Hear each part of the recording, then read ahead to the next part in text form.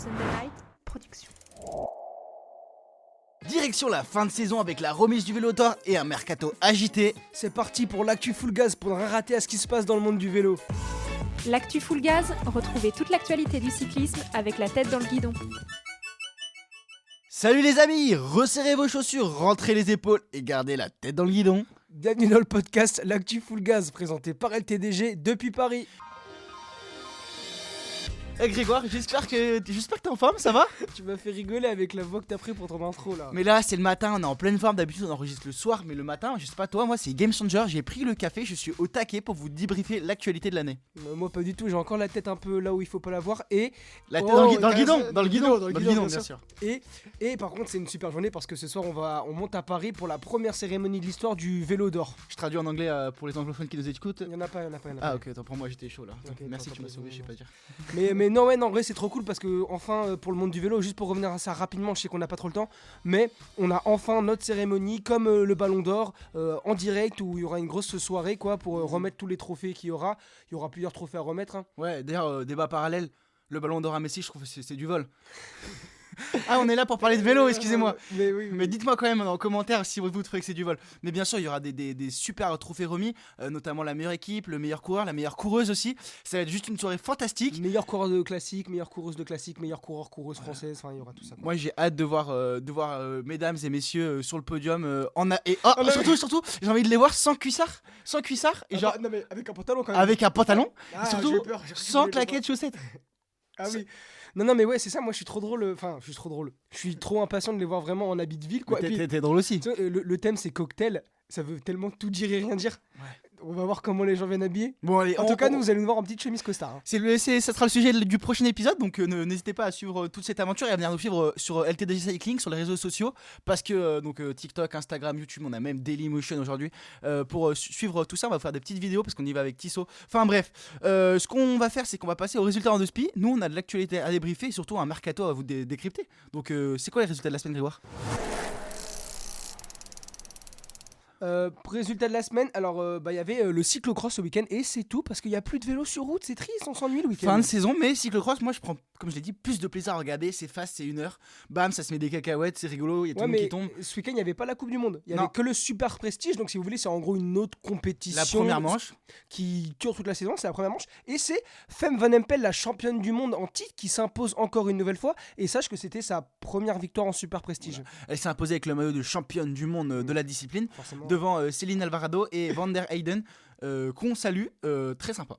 Van der Heyden qui avait fait une belle perf au Tour de France. Voilà.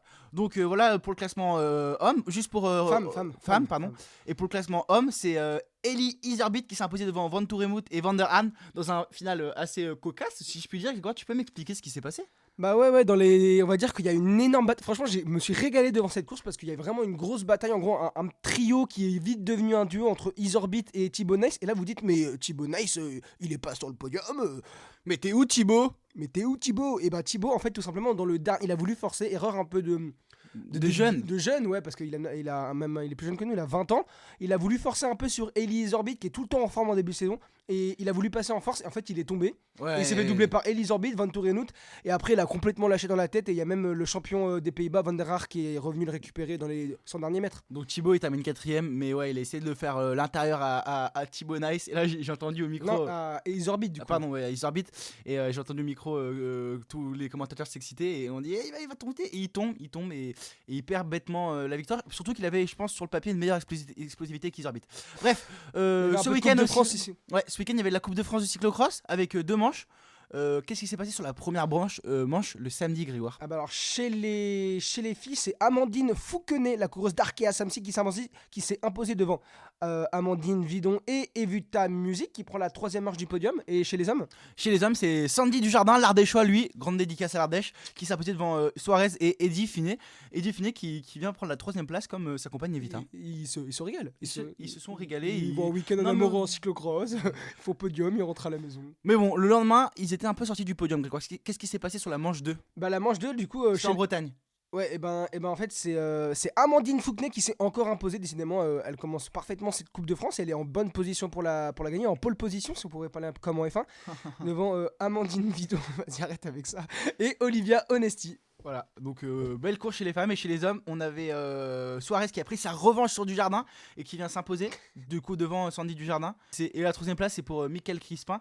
Je te propose qu'on s'attarde pas trop sur ces résultats de cyclocross et qu'on passe directement sur la rubrique le focus, et les focus ce sera sur le mercato. Mercato. Et du coup, on va commencer par ordre alphabétique avec seulement les équipes pour le tour, je te propose Antoine. Et du coup, la première équipe, quand on fait comme ça, c'est AG2R, Citroën, Team. Qu'est-ce que tu penses de la mercato ? Alors, je t'avoue que moi j'ai pas trié mes notes par ordre alphabétique, faut que je retrouve. Alors, qu'est-ce que je trouve dans le mercato ? Déjà, ils ont perdu Greg Van Avermaet. Avant toute chose, on peut lui rendre hommage pour sa magnifique carrière. Ah, et Mickey Cher aussi. Et Mickey Cher, oui, Mickey Cher, et voilà. Mais, et Michael Cherel.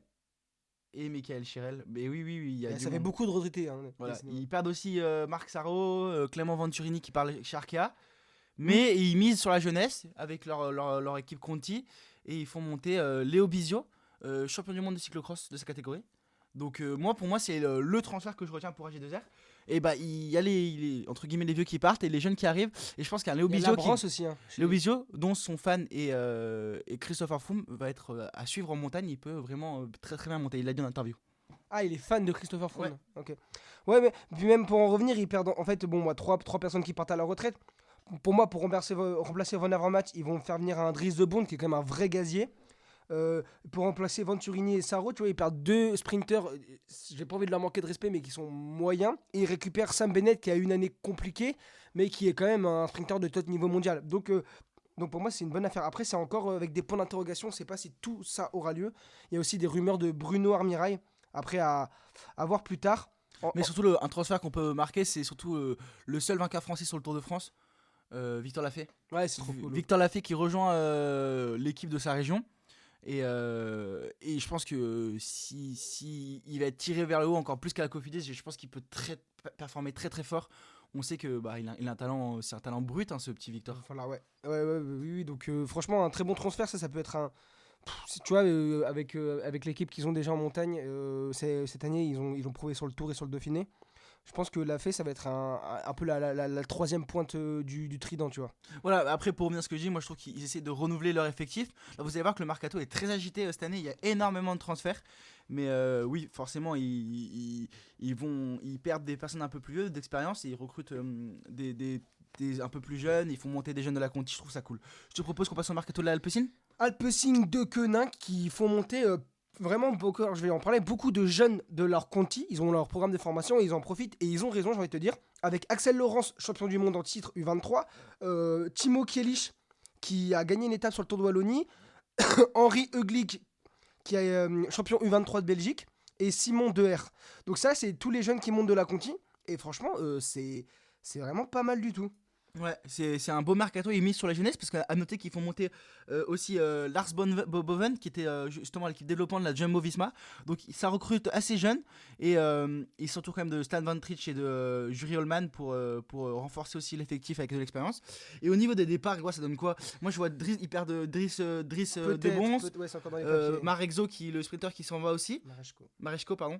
Qu'est-ce que tu en penses ? Alors, je pense que pour moi, vu la qualité des jeunes qui font monter, des Krieger, Tamigno, Oldani qui part à la COF, De Bonte qui va peut-être partir chez HZR du coup, les Baragli, Marechko qui sont sur un stand de départ, tu vois, c'est pas non plus des énormes pertes comparé à ce qu'ils vont récupérer et le talent des petits jeunes qui arrivent. À noter que là, ça fait un petit moment qu'on le voit plus, mais Robert Sarnat n'est plus là parce qu'il avait été chopé pour dopage quand il était à la Michelin Tolscott. Et du coup, il ne reprendra pas le départ dans cette équipe l'année prochaine. À voir s'il retrouve une équipe ou si ça fait un peu comme Quintana. Et je pense qu'il va être un peu renié par tout le monde. Bah oui, mais je trouve ça une bonne chose aussi aujourd'hui de condamner, quoi. Bah oui. On peut passer à la Arkea BNB Hotel, normalement, qui ont changé de sponsor, qui arrivent avec BNB Hotel, qui était le sponsor principal de l'équipe de Jérôme Pinault, qui se relance dans le vélo. Donc voilà. Et qui ont plutôt un bon mercato. Moi, j'ai surligné les Arnaud Desmar. Donc voilà, on sait que ça se fait depuis un petit moment. Vincenzo Albanese, qui est un coureur que j'adore énormément, qui est un bon sprinter capable de faire des top 10 sur le Giro, mais aussi d'aller faire genre 4ème sur l'étape où Aurélien Paré-Pin s'est imposé aussi sur le Tour d'Italie. Donc le gars est quand même assez complet. Et puis un Flo Sénéchal qui franchement fait des résultats en fin de saison et qui pourrait être bien accompagné, qui sera enfin leader sur des classiques comme Paris-Roubaix. Ouais, moi je trouve que le mercato d'Arkea il est logique. Ils ont renforcé énormément leur train de sprinter avec aussi des Clément Venturini tout ça. Il avait besoin d'être renforcé. Hein. Non, il a pas besoin de renforcer, mais bah quand tu vois que parce qu'ils perdent Nasser Boigny par exemple qui part à la retraite. Maxime Bouet, Laurent Pichon. Donc ils renouvellent leur effectif. Et Clément Russo part à l'FDJ aussi pour quitter dans le train. Et Hugo Svetter et donc vraiment ils vont essayer de s'affirmer comme l'équipe de sprinters française comme ils ont déjà essayé depuis longtemps, mais là avec vraiment Arnaud Démarre en tête de fusée qui est vraiment un des meilleurs sprinters du monde quand il est à son top niveau. On a vu sur le Giro en 2021. Est-ce que l'année prochaine ce sera encore le meilleur sprinter du monde avec un Paul Penouet qui vient de remporter la Coupe de France? Non mais Paul Penouet, je pense qu'il faut lui laisser de France du temps. bien sûr. Oui, Ouais. je pense qu'il faut lui laisser du temps. Non mais moi je trouve que le mercato d'Arkea il est logique. J'ai noté le départ de Warren Barguil par contre. Oui, Qui retourne mais à je la trouve ça bien. DSM Firmenich. Moi, je trouve ça bien pour Warren. Parce que chez Arkea, je pense qu'à la DSM, il va mieux se sortir. Il aura l'expérience avec les jeunes. Autant dire on va le tenir à carreau là-bas dans Et cette ouais. équipe. Les connaissants, c'est pas les plus rigolos. Mais bon, ça marche. Hein. Ça marche parce que c'est hyper cadré. Donc on verra si Warren Barguil, qui n'a pas réussi, je sais pas s'il s'est imposé cette saison. En tout cas, il s'est pas imposé en World Tour alors qu'il l'avait fait en 2022 sur Tirreno. À voir si ça va le relancer. Je te propose qu'on passe à la Astana Kazakhstan Team qui fait un bon mercato. Ouais, la Astana, ils avaient besoin de changer parce qu'ils ont vu la saison qu'ils ont fait, mon une pauvre. saison pourrie là. Ouais, c'est chaud pour eux. Et du coup, ils recrutent avec de l'expérience, avec notamment Lorenzo Fortunato qui vient de Elo Cometa qui a gagné sur le Giro. Au Montezon de Colane, s'il vous plaît. Au Montezon de Colane. Voilà, quand même. Davide Ballerini qui vient aussi, Michael Morkov, Max Kanter, Ide Schelling. Franchement, un mercato costaud. Il y a le petit Vinokourov aussi qui Oui, monte. il signe pro là, comme son père, sur les pas de son père. J'espère qu'il prendra pas tous les pas de son père. C'était gratuit, ça c'était une balle perdue. Ouais, non, mais même, tu vois, Lopez Arol Terrada, il a quand même fait 9ème du classement général à Burgos, donc c'est des petits jeunes qui marchent fort. Anton Charming, on sait que quand même il a un bon punch, c'est des mecs qui vont bien. Max Kunter, très bon équipier, qui peut aussi amener les sprints. Ballerini qui est encore capable de faire des numéros, tu vois, il a fait quand même une bonne saison des classiques, c'était pas dégueu, mais en début de saison il marchait bien. Donc tu vois, c'est pas mal. Juste à noter qu'ils perdent Luis Leon Sanchez qui part à la retraite. Ouais, encore une dédicace, très très belle carrière de Luis Leon Sanchez. Qui m'avait impressionné sur la Volta cette année quand il est tombé à la veille de l'Angliru. Ouais. Il a quand même terminé le lendemain l'étape du l'Angliru. Alors qu'il avait pris 19 minutes le jour d'avant, il avait vraiment très mal. Voilà, ils perdent aussi Fabio Felline. Et Davide Martinelli. Entre autres. On peut noter Romo Ravier qui part à la Movistar aussi. Mais bon, ouais, pour moi, les départs sont pas hyper non plus marquants. À part moi, je pense qu'Astana, c'est bien, ils se renouvellent et ils ont besoin de ça. Parce que là, si ça continue comme ça, dans 2 ans, ils vont redescendre. Oui, j'ai noté aussi Enoch Mouloubran, la petite pépite qui a gagné 2 classements généraux, dont le Tour du Langkawi et le Tour et le Tour du Rwanda cette année. Donc, c'est pas mal. On passe à la prochaine équipe, Grégoire, c'est qui sur ta liste?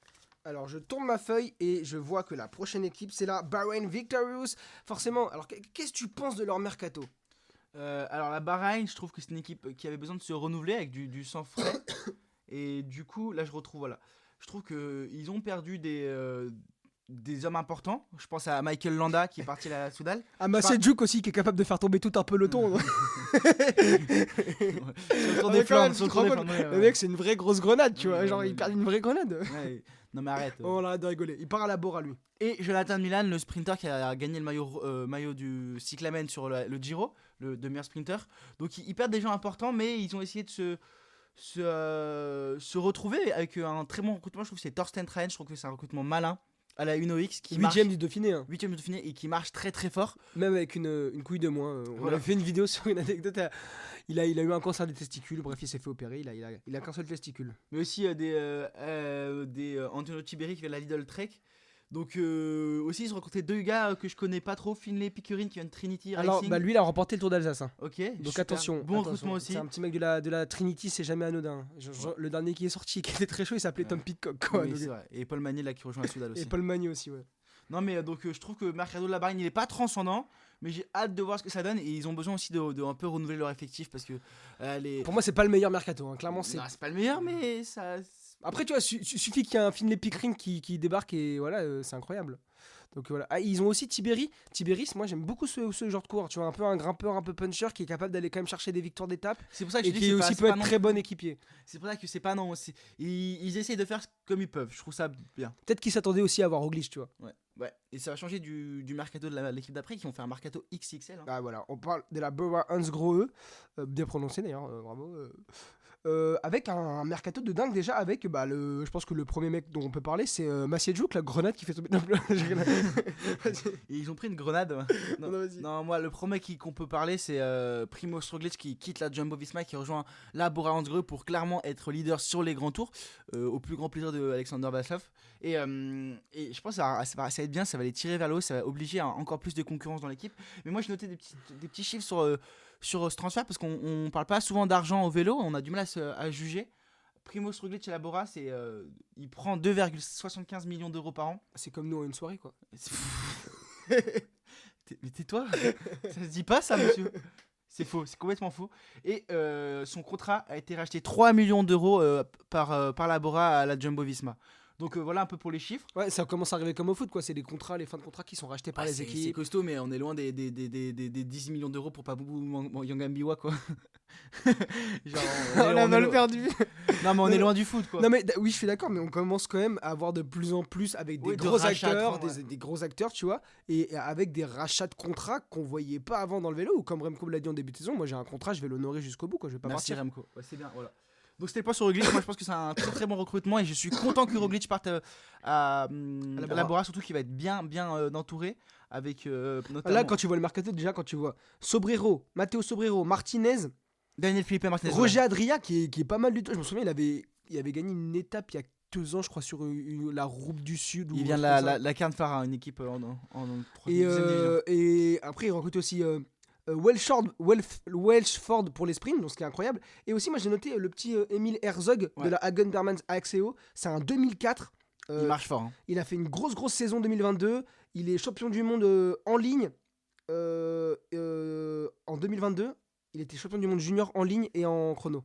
Voilà, c'est ça que je voulais dire, que j'ai pas réussi à dire. Donc, tu vois quand même, et le petit Emile, attention. Hein. Et à côté de ça, je trouve qu'ils ont bien épuré leur effectif. Ils ont perdu un Nils Police, gros rouleur, mais je pense que c'est pas trop grave d'avoir perdu vu le mercato qu'ils ont fait.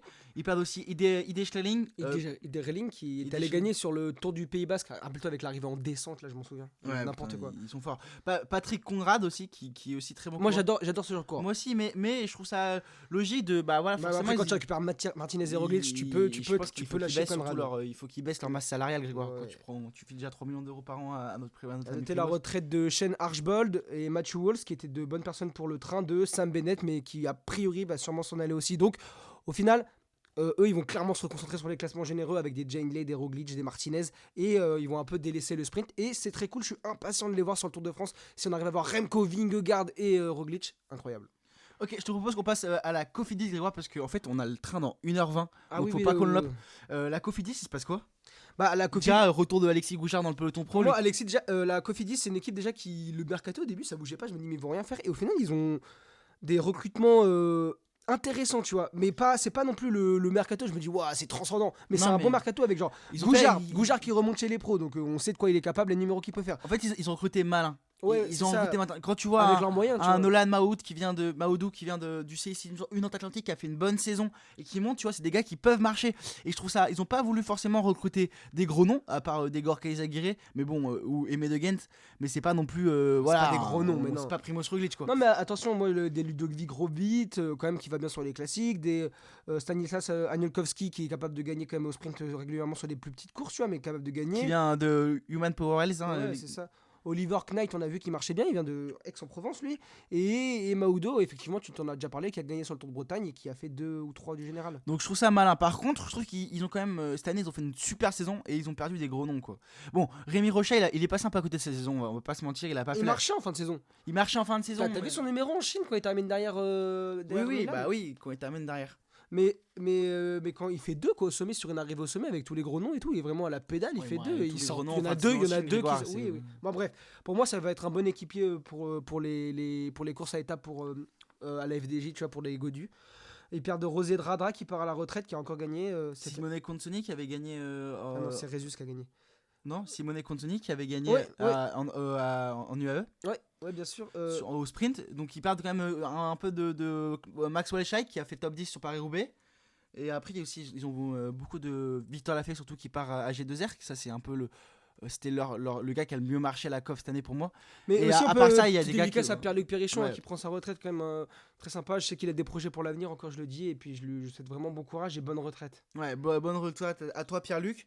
Et en parlant de retraite, il y a aussi José Rada qui part à la retraite, lui le coureur espagnol. Juste pour y revenir, Consoni Simoni l'avait gagné au Saudi Tour. Saudi Tour, pardon. Ouais. Et Ouais. attends, je me demande si c'est pas sa sœur qui avait gagné en UE. Je vérifie en 2 secondes. Bah ouais, ah oui, c'est vrai que. Ah non, elle avait fait 2 sa sœur en UE. Donc t'as même pas d'excuse en fait. Ok. Et je te propose qu'on passe à la IF. IF, j'adore. Alors, je crois que c'est l'un de mes mercato. Alors, son de préféré. Ils ont des petits jeunes. Alors, parce que moi, j'ai fait mes petites recherches. Darren Rafferty de la Hagen-Bernals, 20 ans, premier du Giro de la Vallée d'Aoste, deuxième du Giro d'Italie. Donc, tu vois, ça place un homme. Ryan Marchi, deuxième premier du. Il a gagné une étape sur le Tour de l'Avenir, deuxième du Lombardie U23, et il a fait moi je l'ai repéré sur le Tour du Luxembourg. Il a couru avec l'équipe 1 et il a été plutôt pas mal. Tu vois, il était avec la Jumbo.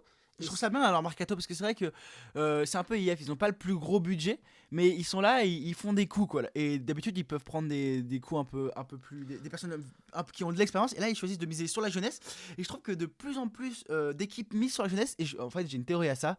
Je pense que c'est pas anodin. Je pense qu'aujourd'hui les jeunes arrivent beaucoup mieux préparés qu'il y a 5 ans, 6 ans et du coup forcément je pense que les jeunes ils vont être performants très très vite et ils vont être meilleurs encore que ce qu'on voit aujourd'hui. Je sais pas. En tout cas, moi c'est ma façon d'expliquer ouais, parce que tout le monde mise sur les jeunes. J'adore leur truc. Par exemple, je vais continuer. J'ai pris des petites notes. Rookin Gray, là, Jake, il vient de Saint-Piran inconnu. Il a gagné une étape de la course de la paix. C'est quand même une course reconnue, tu vois, chez les U23. T'as Nerour Carl Lucas qui vient de Trinity Racing qui a fait troisième d'une étape sur le Tour de l'Avenir et qui a gagné le Lombardie, qui a participé au Lombardie à 19 ans et Rui Costa. Et Rui Costa, voilà, qui va le dinosaure, voilà, 37 ans. Puis, ouais. Champion du monde déjà, c'est aussi un bon recrutement et je trouve ça malin parce que dans tous ces jeunes ils prennent un mec avec énormément d'expérience qui va pouvoir partager son expérience et je trouve que même Markel Bellocchi, champion national U23 du chrono. Génial. Par contre ils perdent qui? Ils perdent Magnus Cort qui avait fait le show sur le Tour de France 2021. Magnus Cort pour moi c'est une grosse perte, tu vois, mais il va retourner dans l'équipe de son pays et c'est cool. Donc c'est cool, non mais ouais c'est... En tout cas je kiffe leur mercato. On peut aussi par contre parler de la Groupama HDJ à présent, qui font un mercato il est pas transcendant non plus. Non, il est pas transcendant. Ils ont beaucoup recruté français. Ils ont recruté des gars qui avaient genre des Marc Sarraud, des Cyril Barth qui sont des très bons coureurs. Des Rousseau aussi.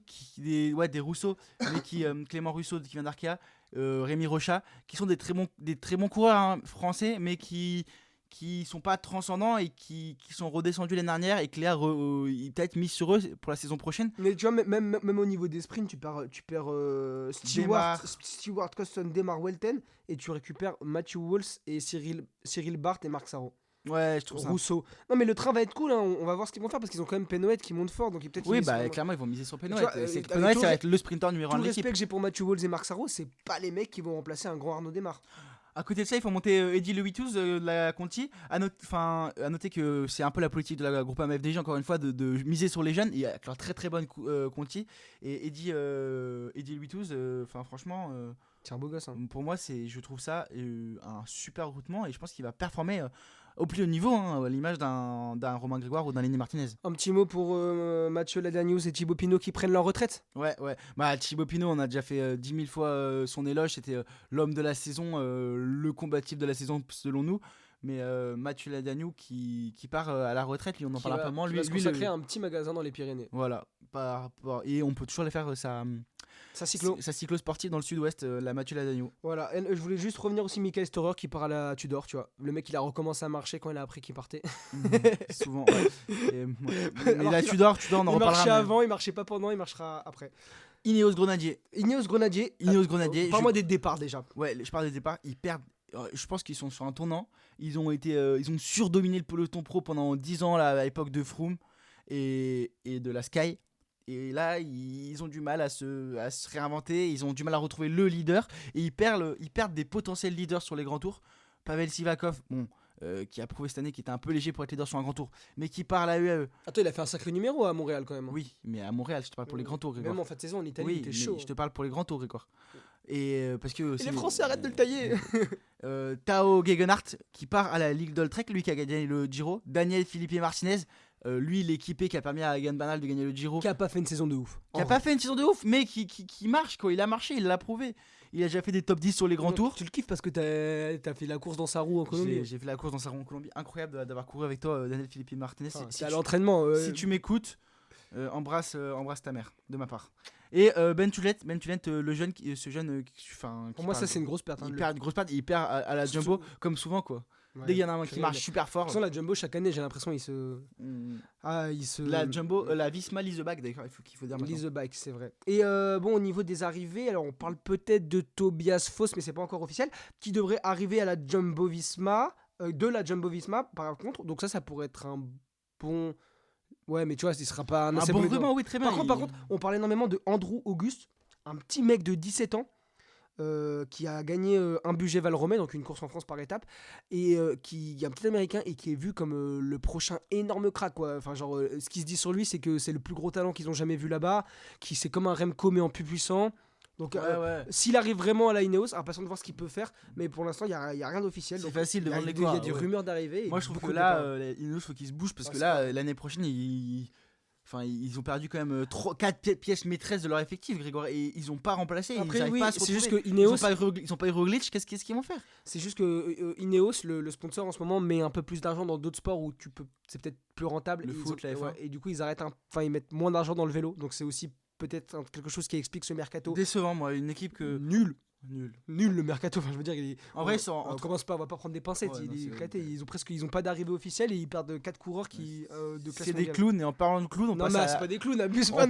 Laisse-moi faire ma transition. En parlant de clowns, on passe à la Intermarché Circus Wanty, petite blague par rapport au nom Circus, au sponsor, qui font un mercato où ils perdent des plutôt gros noms comme Eric Bistrom, Laurent Suisse, Nicolo Bonifacio, Aimé de Ghent.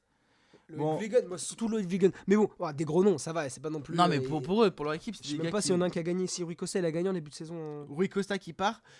Et ouais, il a gagné au début au Portugal. Non, c'était pas Portugal, c'était en Espagne, à Majorque. C'était sur les challenges de Majorque. C'était pas Portugal. Je sais pas. On verra. On va regarder. Et par contre, au niveau des arrivées, moi je note surtout Alexis Faure-Prost, le jeune qui vient de la Conti de leur équipe.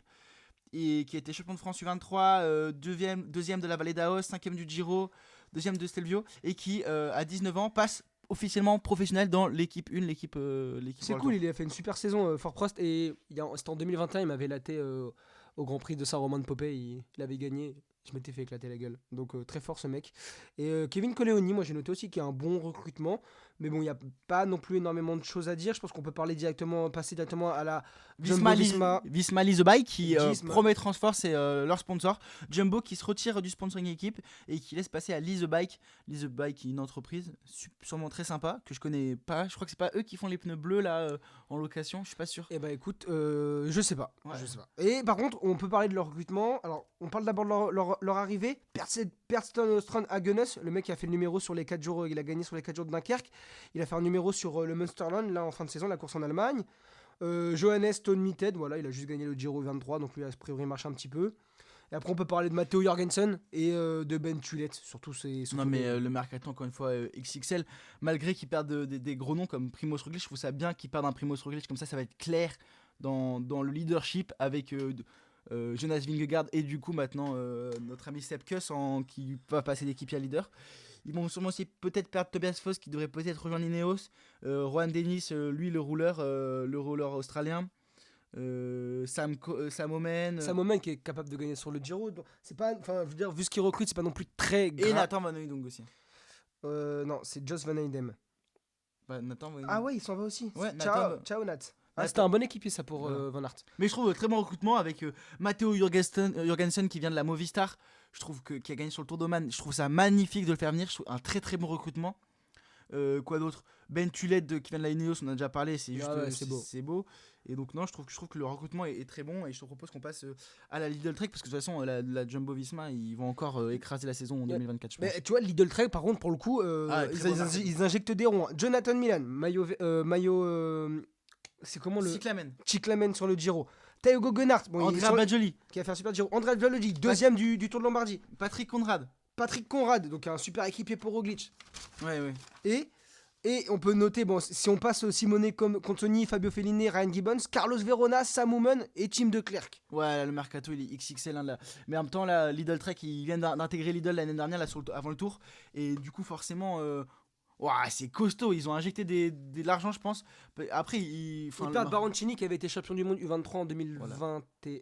C'est ça. Et moi, je veux juste rendre hommage à Tony Galopin. Qui part à la retraite après une super carrière. Je pense qu'il part au bon moment parce que là, avec le recrutement qu'il y a, ça aurait été une saison compliquée pour lui en 2024. Bah, il aurait été équipier comme jusqu'à présent. Ouais. Oui, mais il aurait eu moins d'opportunités. Enfin, là, le mercato, il fait peur à la peur, quoi. On passe à la Movistar, Tonio. Ouais, la Movistar qui elle aussi, a besoin de se renouveler, là, qui avait un effectif vieillissant et qui fait un très très bon mercato avec notamment Rémi Cavagna, le rouleur français qui venait de la Soudal Quick-Step, qui rejoint l'équipe. Lui qui veut se tourner en plus vers les courses un peu plus montagneuses. Donc je trouve que c'est un bon recrutement pour pouvoir faire le premier train pour Eric Mas sur certaines courses. On peut noter aussi l'arrivée de Davide Formolo qui a super bien marché en fin de saison. Ouais, c'est clair, il est sur les classiques en Italie. Voilà, ensuite Sanchez aussi qui vient de la Pelayo Sanchez parce moi je l'ai surligné parce que il a fait une superbe forme Vuelta et franchement ce mec attention parce qu'il y a une étape où il est en échappé, il fait 3 derrière c'est l'étape où Remco il gagne pas en échappé, c'est Wout Poels qui gagne devant Remco, au 3ème Pelayo Sanchez. Et ils y sont arrivés dans un groupe à 4 ou 5. Donc attention à ce mec dans une échappée de 20. Il marche fort. Voilà, après on peut parler de Carlos Calal et de Manu Moro. Et au niveau des départs, dommage de parler de Matteo Jorgensen, Carlos Verona. Petite pensée à Emmanuel Herviti qui part à la retraite, qui a été toujours un grand équipier. Et Gorka Zagaré qui rejoint son frère à la Cofidis. Exactement. Et je te propose qu'on passe directement à la Soudal Quick-Step.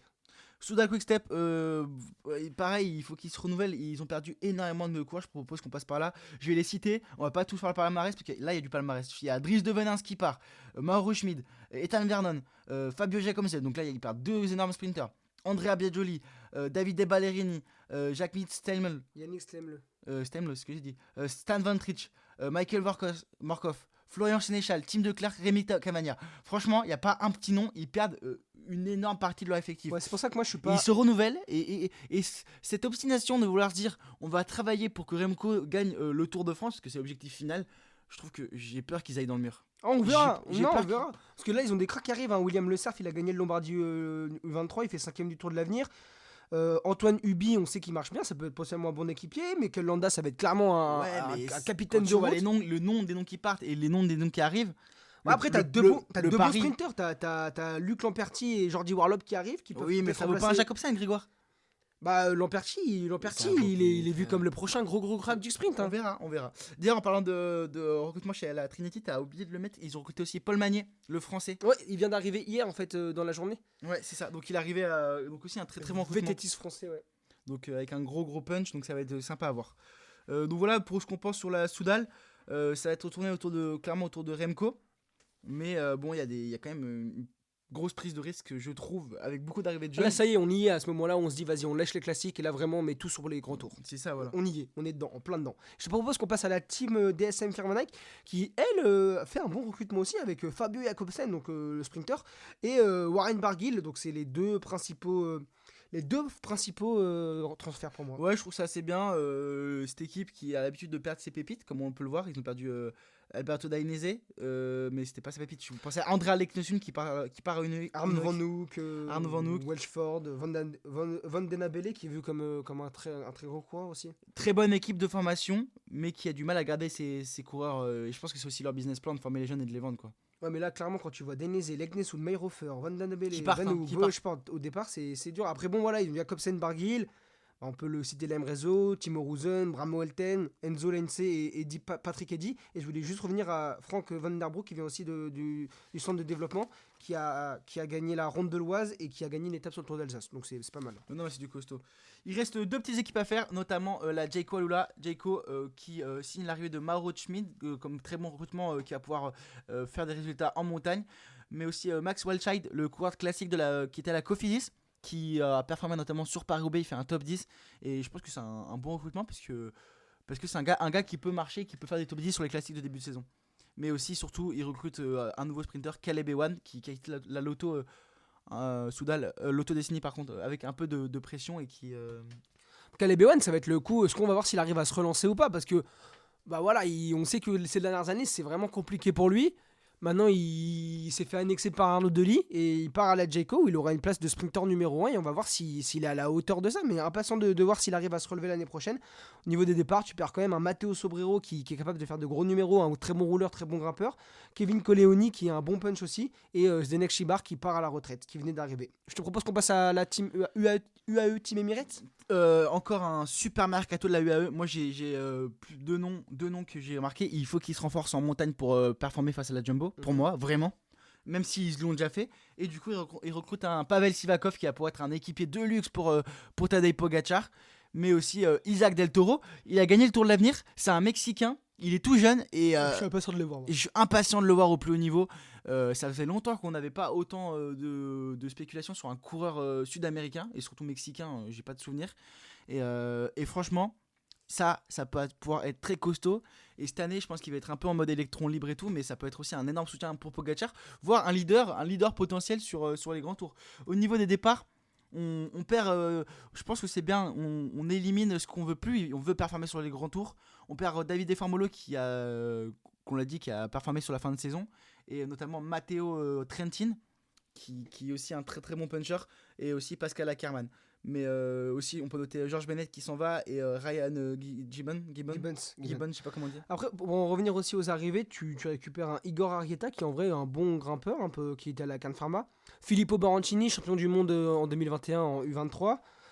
Et là, je voulais te parler de Jan Christen, un petit Suisse de 19 ans qui est vraiment annoncé comme le prochain grand coureur suisse, qui a gagné une étape du Giro et qui a fait podium au Tour de l'Avenir.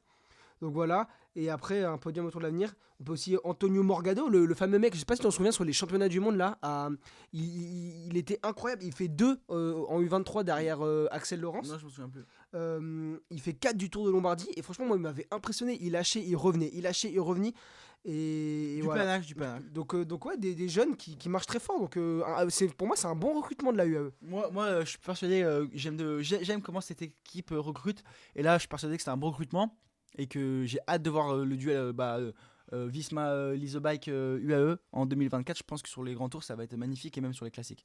Grégoire, je te propose qu'on passe à l'actu full gaz avec un E, ou qu'on juste pour faire le mercato féminin un peu, revenir sur les équipes françaises. Moi je suis trop chaud, vas-y on y va. Alors pour les femmes, nous, on a choisi de axer plutôt sur le mercato des équipes françaises, à commencer par la FDJ Suez, qui notamment perd une grosse course, Clara Copponi, qui brille souvent sous piste et qui s'en va à la Lidl Trek. Mais il note quand même l'arrivée de Léa Curigné, la jeune coureuse qui était à la DSM et qui était une super équipière de... j'ai oublié Juliette Labousse. Juliette Labousse, mais aussi Coralie Demey qui était la leader en montagne chez Saint-Michel-Aubert. Donc je trouve que le mercato se tient. J'ai marqué les gros noms, hein. Et je trouve ça sympa, c'est un coup de français. Je sais pas ce que t'en penses, dis-moi. Bon, moi j'aime bien Léa Curigné, Coralie Demey, des françaises. Bon, Clara Copponi c'est quand même une grosse perte, mais bon, elle renforce leur équipe, on va dire, sur les courses à étapes. On va passer à Arkea BNB Hotel qui perd du coup Megan Armitage, Clara Edmond, mais par contre qui note les arrivées de l'autoclasse, Maeva Scuban, Michaela Drummond et Océane Mae et Cynthia Rio. Donc on va pas vous mentir, on connaît un peu moins les noms des équipes féminines, mais je vois que Arkea a beaucoup recruté, et du coup à mon avis ça va être bien en 2024, parce que forcément pour performer au plus haut niveau, quand tu vois les équipes comme la comment elle s'appelle l'équipe féminine, SD Works, j'ai un trou de mémoire là. La SD Works, ça va être dur de performer face à ce genre d'équipe, donc il va falloir trouver des coureurs comme ça. Au niveau de la Cofidis, Grégoire, il y a 2 départs, il n'y a pas d'arrivée, donc forcément c'est un mauvais mercato pour moi, et surtout quand tu vois que tu perds Clara Koppenberg et Rachel Neal. Après peut-être qu'il y a eu des arrivées entre temps et qu'on a raté l'information, mais pour le moment c'est pas le meilleur mercato que je connaisse. Et la Saint-Michel Mavic Aubert 93, qui est aussi son équipe féminine, qui perd donc on l'a dit Coralie Demey, qui était là à la Ligue en montagne, donc ça c'est une grosse perte. Mais ils perdent aussi Simone Boilard et Sandrine Bidot, donc Sandrine Bidot qui part à la retraite, Simone Boilard qui part chez UnoX.